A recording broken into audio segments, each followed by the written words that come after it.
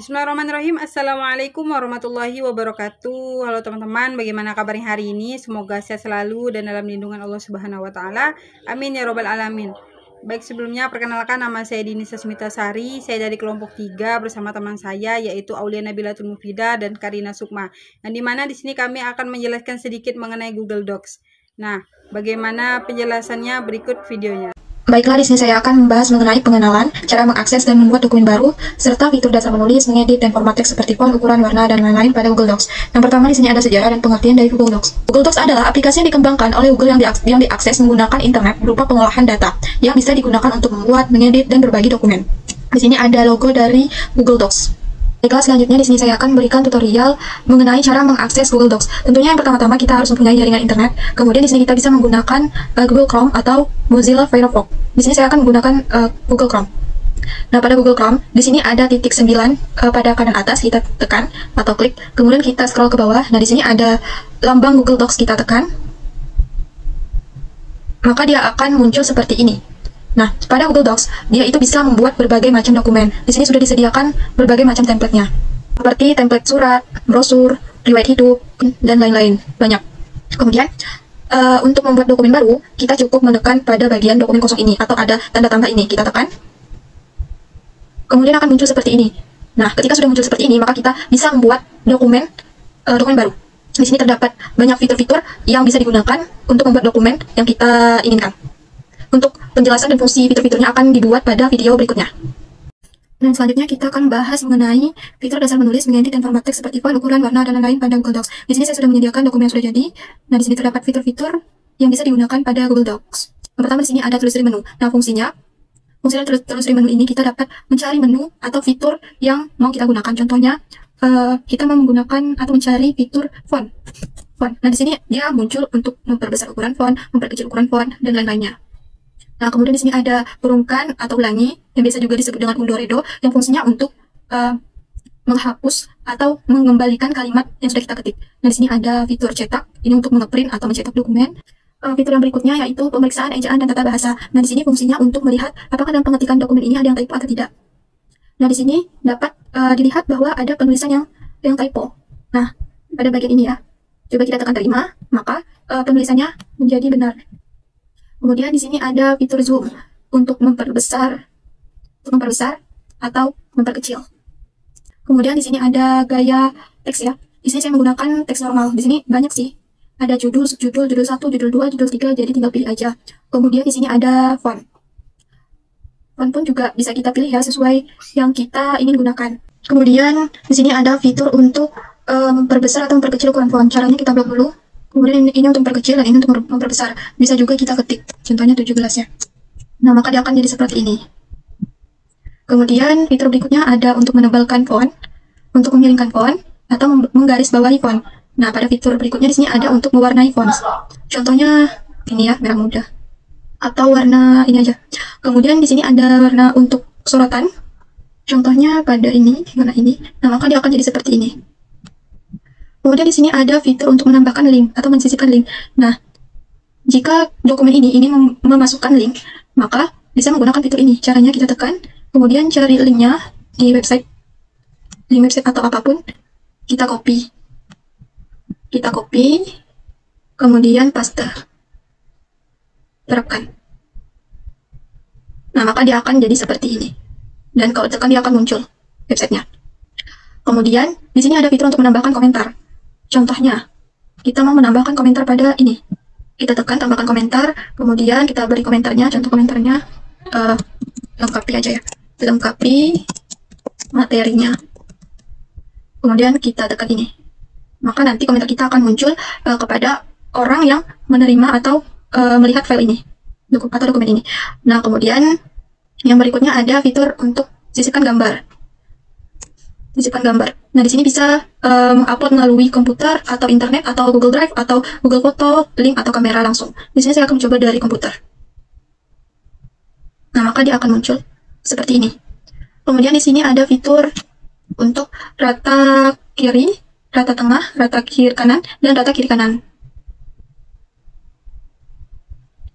Kemudian di sini ada menu checklist. Opsional ya pada menu ini, jika diperlukan saja. Kemudian di sini juga ada menu daftar berbutir. Di sini banyak menu-menu yang mau digunakan. Bebas. Kemudian di sini juga ada menu daftar bernomor. Nah, biasanya ini digunakan untuk membuat bab atau subbab. Contohnya pada ini, 1 pengertian, 2 manfaat,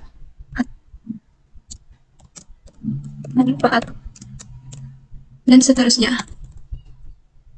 Nah, kemudian di sini ada menu kurangi indent. Ini untuk mengurangi ruler atau penggaris yang ada di sini. Ini untuk menambahkan.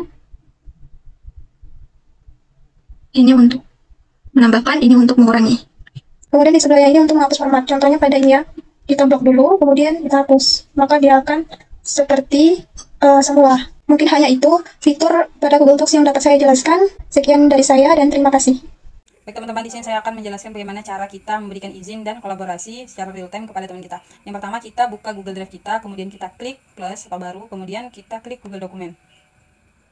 Oke, ini udah ada tampilannya. Kemudian di pojok kiri atas ini ada dokumen tanpa judul. Nah, ini bisa kita rubah ya teman-teman. Kita berikan judul sesuai dengan tugas kita. Di sini saya akan memberikan judul tugas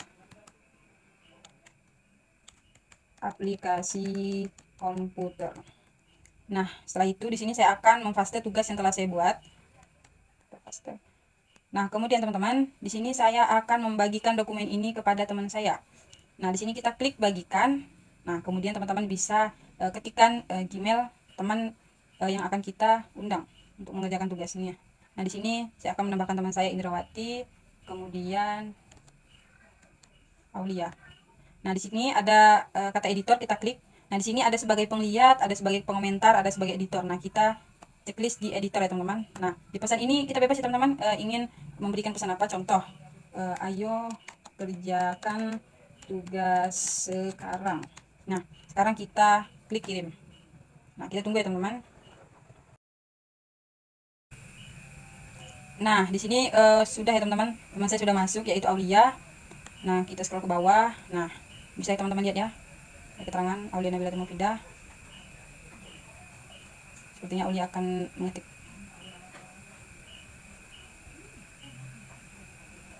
Nah, di sini bisa kita lihat teman-teman, Aulia telah menambahkan kalimat di dalam dokumen yang telah saya buat. Nah, mungkin itu aja teman-teman penyampaian dari saya mengenai bagaimana cara memberikan izin dan cara kita kolaborasi secara real time kepada teman-teman kita. Di sini saya ingin memberikan contoh bagaimana caranya memberikan komentar dan saran pada Google Docs. Yang pertama-tama kita harus membuka Google Chrome kita, lalu klik di pencarian gmail.com. Ini sudah muncul dan akan muncul tampilan seperti ini. Lalu kita buka tanda titik 9 di pojok kanan atas. Kita klik, lalu scroll ke bawah sampai menemukan icon dokumen. Kita klik, sudah muncul. Di sini saya ingin menggunakan dokumen ini sebagai contoh saja ya teman-teman.